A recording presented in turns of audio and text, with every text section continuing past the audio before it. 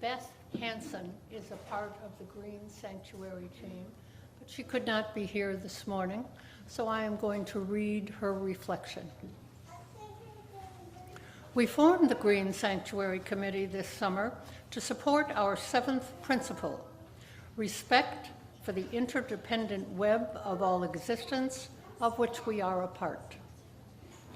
We will use as a guide the UUA's program, Green Sanctuary 2030, Mobilizing for Climate Change. There are 4 foundational pillars of the program, as you can see on the screen. First is congregational transformation. We will integrate the work of our committee into congregational life through collaborations with other teams, such as worship, like the service today, environmental education lessons for RE are also coming soon. Second, mitigation, which includes enhancing our connection to the natural world and reducing our individual, church, and community, environmental, and carbon footprints. For our first activity, we created pollinator gardens with native plants next to the playground. We are also advocating for eliminating single-use plastics and increasing energy efficiency and plant-based eating. The third pillar is adaptation and resilience, which requires preparation for and responding to climate disruptions like hurricanes, floods, and excessive heat. In the future, we would also like to provide feedback on our local government's resiliency and hazard mitigation plans and advocate for the development that prioritizes the preservation of wetlands and tree canopy in order to reduce flooding. The final pillar is climate advocacy and environmental justice. We can partner with local and state nonprofits to address the injustice that occurs when marginalized communities are harmed by a disproportionate share of environmental degradation and adverse climate change impacts. One example in eastern North Carolina is the air and water pollution from industrial hog farms harming Black communities. If you would like to join us in any of our projects, please contact us at greensanctuary@uucwnc.org.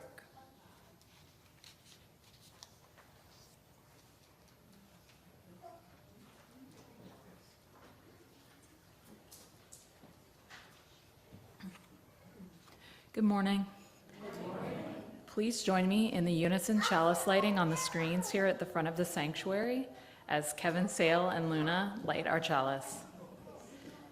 I will read the leader script. Please reply with the response.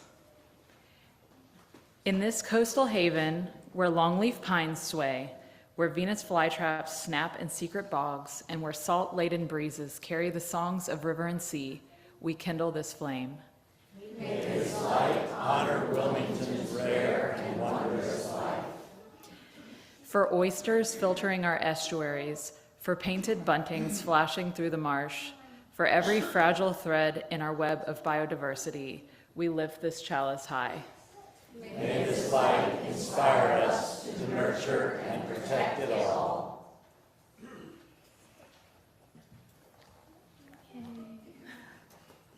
Our opening hymn is Keepers of the Earth. Andrew and the band will sing the verses. Please join in the choruses.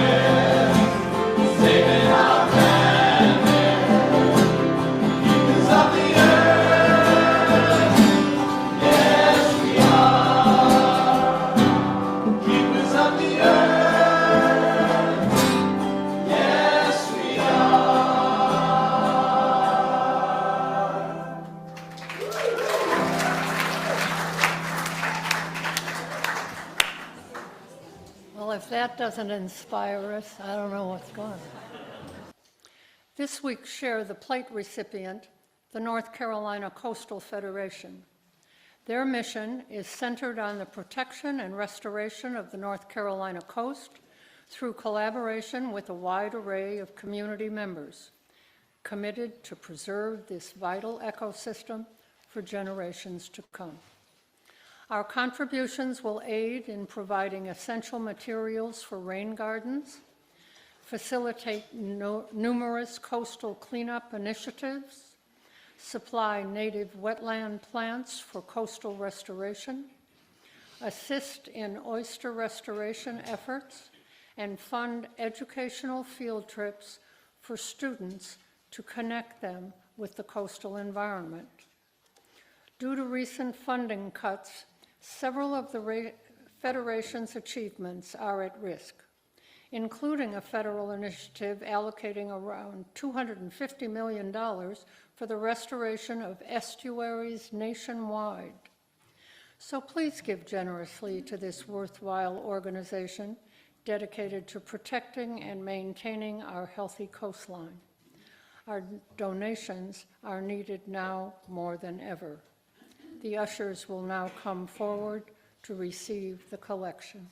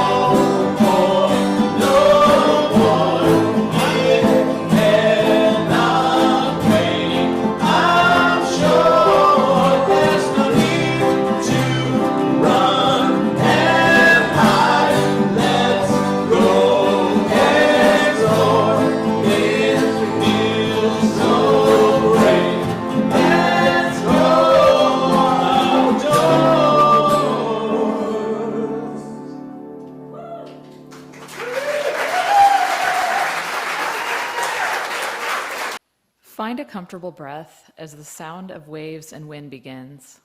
Let your mind wander to a quiet spark of hope, whatever picture or memory feels light. If a simple idea for living more gently with the earth drifts in, just notice it. Nothing to fix or plan right now, only listening. We'll rest together for 2 minutes while the video plays, and I'll ring the bell when the video ends.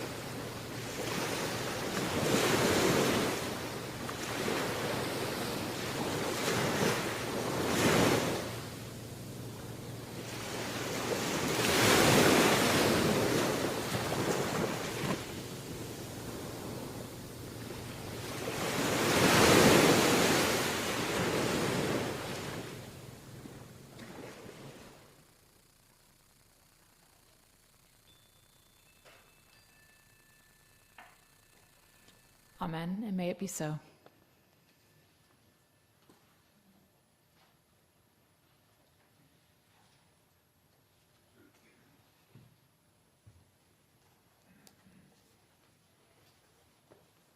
What do you see on the screen? A selection of flowering native plants and pollinators. A picture is worth 1,000 words. I'm done.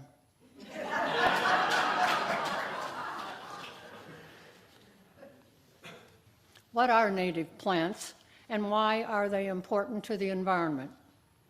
Native species occurring naturally in our area are better adapted to withstand the harsh conditions of prolonged droughts and hurricanes. They are well adapted to the sunlight, temperatures, precipitation, hydrology, salt, and soils of the region, and they are easily maintained once established. They provide food and shelter to native wildlife and enable our critical pollinators to thrive and flourish. What is a pollinator? A pollinator is a living organism that moves pollen from the male part of a flower to the female part, enabling plants to produce fruits, seeds, and new offspring. Common pollinators include bees, butterflies, birds, bats, and even wind. Pollinators are essential to produce a wide range of fruits, vegetables, and nuts that we humans eat. They support the survival of most flowering plants, which form the foundation of many ecosystems. By cross-pollinating plants, pollinators facilitate genetic diversity within plant populations, making them all more resilient. Next slide, please. As part of the Green Sanctuary Team mission, up on the screen, you can see the garden we have created of more than 25 native plants donated by members of the congregation. please stop by. Now, Dave will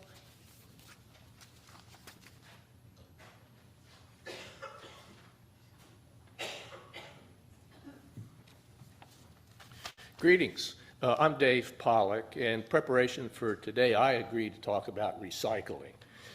Saying reduce, reuse, and recycle is a good place to start. As we think about recycling and waste management, first we need to consider whether we're talking about our church, our facilities here, or our homes. Here at church, we're serviced by the city, and our waste ultimately arrives at the New Hanover County landfill at their solid waste facilities. What we're able to do from home is a result of where we live, such as a single-family home, private development, apartment complexes, as they contract with different collection services, but ultimately the waste lands in our local county landfill. Let us consider our waste by type. Is it sanitary waste? Is it compostable? Is it recyclable? Or is it just trash that will go to the landfill? These are the kinds of stuff that can go into our recycling bins, our paper, cardboard, pizza boxes, so long as they're not too dirty, plastic items such as pop bottles, milk jugs, and liquid detergent bottles, and cottage cheese and yogurt containers. If you can read the little number in those little tiny triangles, those are numbers 1, 2, and 5 as on the screen. Be sure to put the lids back on the containers because they're part of the system and they'll get all crunched up and sorted out when that plastic is processed. What about composting? Composting in our backyard, it can be a commercial service, or it can be industrial sites such as the New Hanover County facility. The New Hanover County composter handles food waste, bones no bigger than your index finger, paper plates, and plastic compostables. If a plastic cup says compostable, it does not belong in the blue recycle bin. So please kind of keep that track out. If you want to compost, you can drop off at the county facility, or there's weekly stops by the New Hanover County hazmat wagons. You can take your waste to those trailers. There is a commercial pickup service in the Wilmington area that will pick up your compostables, and you can retrieve the compost when finished twice a year. This weekly service costs around $30. When buying paper plates, cups, and bowls, look for the BPI symbol indicating that the product is compostable. I checked with Joe Suleiman, the Director of Recycling and Solid Waste Management. The county receives 25,000 tons annually through the Blue Recycle process.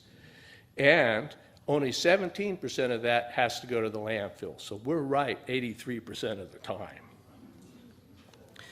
Currently, the United States show that we recycle around 3 to 5%. According to Joe, there's only about 30 years left in our landfill.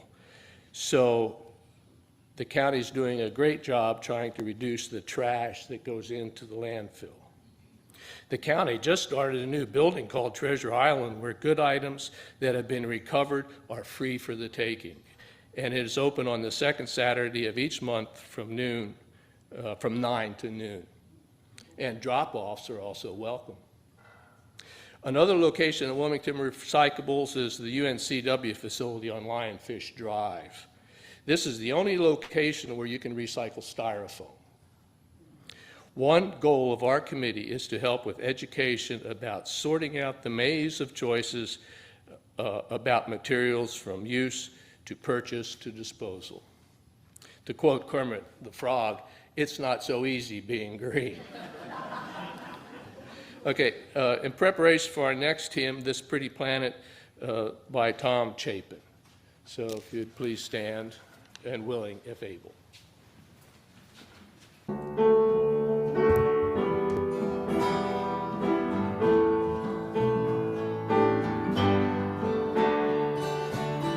Pretty planets, pretty presents.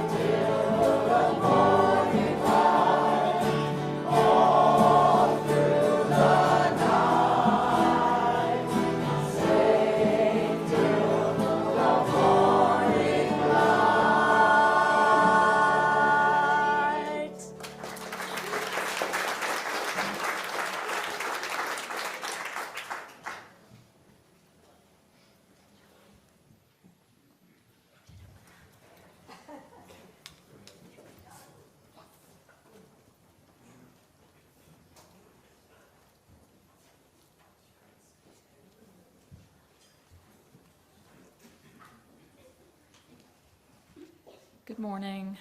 My name is Beth Sale, and I'm the co-chair of the Green Sanctuary Committee. As most of you know, I'm an environmental educator. I specialize in place-based environmental education, which connects learning to a specific geographic location and its unique characteristics, integrating the local environment and community into the curriculum. Research shows that place-based environmental lessons do more than just teach science. They grow lifelong stewards, strengthen teamwork, and spark civic engagement. Can we back up one slide? Sorry. Yep. They were all pictures of my kid in the environment. One of my most rewarding projects has been designing 5 such lessons that celebrate Wilmington's signature ecosystems. Lessons about Venus flytraps, the Cape Fear River, our salt marsh nurseries, fire-dependent longleaf pines, and the rich diversity of native coastal plants. I'll be presenting this curriculum at the NC Environmental Educators Conference in Asheville next month, and in October, with the help of a focus group of New Hanover County teachers, we'll be refining the curriculum to hopefully be adopted in our schools eventually.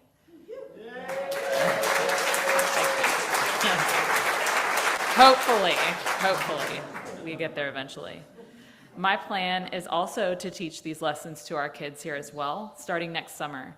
Each session will invite our kids to explore one of our unique coastal treasures, and in doing so, live out our 7th principle, respect for the interdependent web of all existence. My hope is simple, that these lessons spark wonder strong enough to shape habits of care so that stewardship becomes second nature in both faith and daily life. Thank you.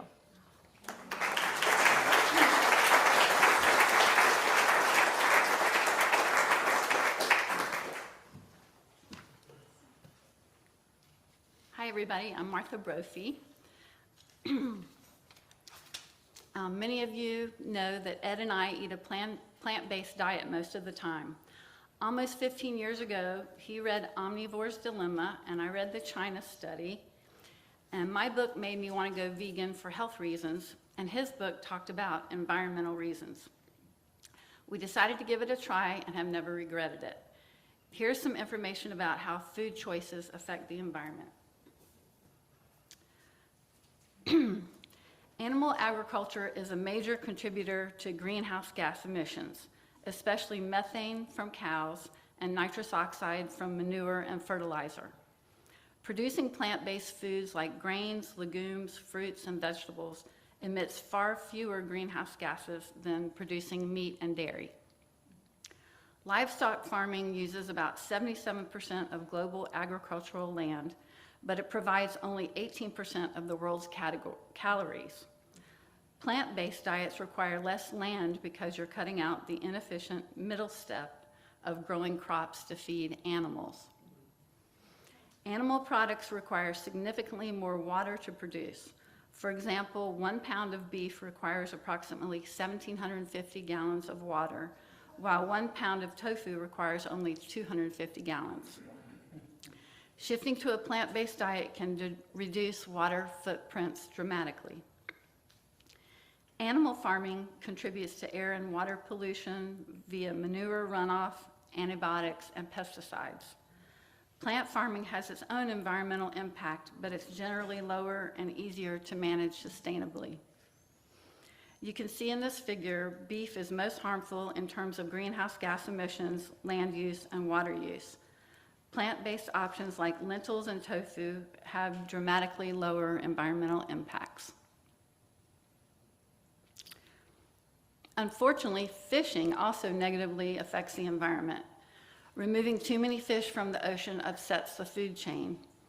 For every pound of fish caught, up to 5 pounds of other marine life, like turtles, dolphins, birds, or sharks, may be killed accidentally. This is called bycatch. Practices like bottom trawling destroy seafloor habitats and coral reefs. Trawling is like bulldozing the ocean floor, turning complex habitats into barren wastelands. Fish farms produce waste, antibiotics, and can spread disease to wild fish.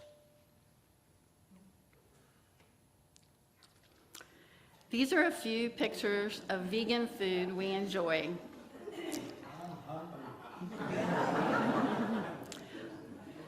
We keep a batch of Brophy Basic Beach Bum beans, which will be an auction offering in a few weeks. We keep them ready in our fridge almost all the time. They are quick, healthy, and super tasty. When we eat a veggie burger, we really enjoy the taste, and we never crave a beef burger. We also enjoy chicken and fish alternatives. There are many plant-based, delicious plant-based grocery store options, restaurant meals, and recipes available these days. In summary, a plant-based diet reduces pressure on natural resources, cuts emissions, and lessens the environmental burden of our food systems. Even small shifts toward plant-based eating can make a meaningful difference for the planet. Let us know if you'd like some tips about how to make a shift.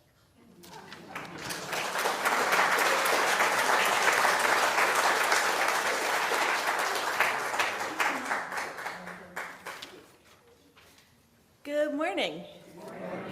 That's me. My name is Catherine Sisler-Waple, and I have been a member of this congregation since 2014, I think. I'm also the mom of a tween, so if you see me in the hallway, I need a hug. I'm also going to remember to breathe. So we've talked a lot about different environmental issues that are impacting our congregation and our community. And as many of you know, I am an amateur plant lover. And so my talk today is to give you a tool to take home with you that can help bring some joy, inspiration, and motivation to the tangible things that we can do. I've been interested in working with plants my whole life, but it wasn't until I was a young adult that I stopped thinking about how I should be interacting with plants and doing what felt natural. And this was kind of a big shift. I've been a teacher since 2008, and in that time, it has become my sole work to help people develop a deeper connection to the natural world. I've worked with both children and adults, people of all ages, helping them connect to the natural world in a way that I think is our ancestral birthright. I want to leave you all with a practice that you can take home and explore on your own. Has anyone heard of plant spirit communication? Yay! Okay, a couple people. We're going to get just a little woo here, and the idea is that humans evolved after plants. And so plants have been our mentors, guides, and teachers since the days that we were still more animal than human. And how does that impact us now? The plants still want to be in relationship with us. They still want to guide and inspire us if we want to learn how to listen. And I'm going to give you a crash course in restarting this conversation. Some of you are probably already doing it and you don't even know. The fun thing is, there's no harm in practicing this technique, and the more you do it, the easier it gets. Plants do not speak in words, but in vibrations. And us as humans perceive these vibrations as feelings in our bodies. And the best way to sensitize yourself to these feelings is to get into your heart space. Oops. So if you'd humor me and take a moment to close your eyes if you feel comfortable doing so, and find quietness in your body. Close your eyes and take 3 deep breaths.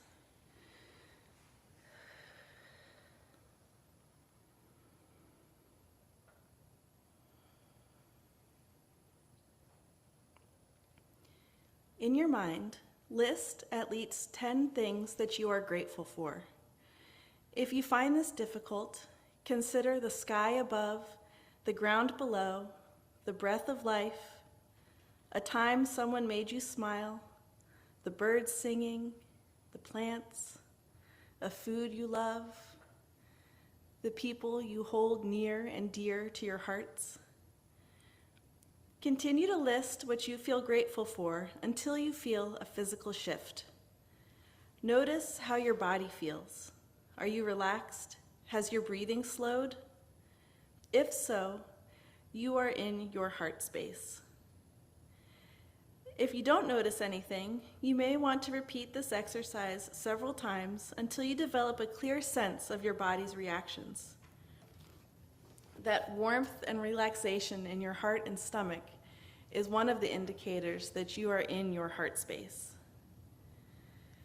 Now, think about a time that a flower, tree, or any plant caught your eye. It could have been driving down the highway. It could have been the flowers in a bouquet from a loved one. It could have been a weed growing out of the sidewalk. You may know the common name, or it may be a plant you've never seen before. Anytime a plant catches your attention like that, it is the plant establishing communication with you and wanting to be in relationship with you. Can you think of a time when you felt truly noticed by someone you care about? How that noticing made you feel warm, appreciated, and validated? Flowers want to be noticed by us in that way too, and it doesn't cost anything for anybody, but creates more joy in the world. To intentionally practice deepening your relationship with plants after today, find one that calls to you. It could be in your yard, it could be on a daily walk, it could be a tree. There really is no qualifier. Sit comfortably in proximity to the plant and use the meditative technique to get into your heart space. Once you feel the shift, introduce yourself to the plant and let them know that you would like to be friends with them. Just like any relationship, it may start out with just a brief introduction and a short visit, but give it time. I try to make checking in with my plant friends a regular practice in my day. It just feels good. By nurturing that relationship, when I am calm and in a good, positive place, I then also have those plants to turn to when I'm in turmoil, with indecision, or just need to feel comforted. I have a practice that I can rely on. Think about how many times we feel overwhelmed by something in the world, and it's like, I just need to go for a walk outside. I just need to go to the beach. That might feel like it's coming from you, but it's really the plants being like, hey, you need this. Thank you so much. And like Beth said, if you're interested in getting involved with the Green Sanctuary, you can reach out to any one of us. And this is our congregation, and the things that we would like to see how it grows with the Green Sanctuary is up to us. Okay, now I'm supposed to say thank you.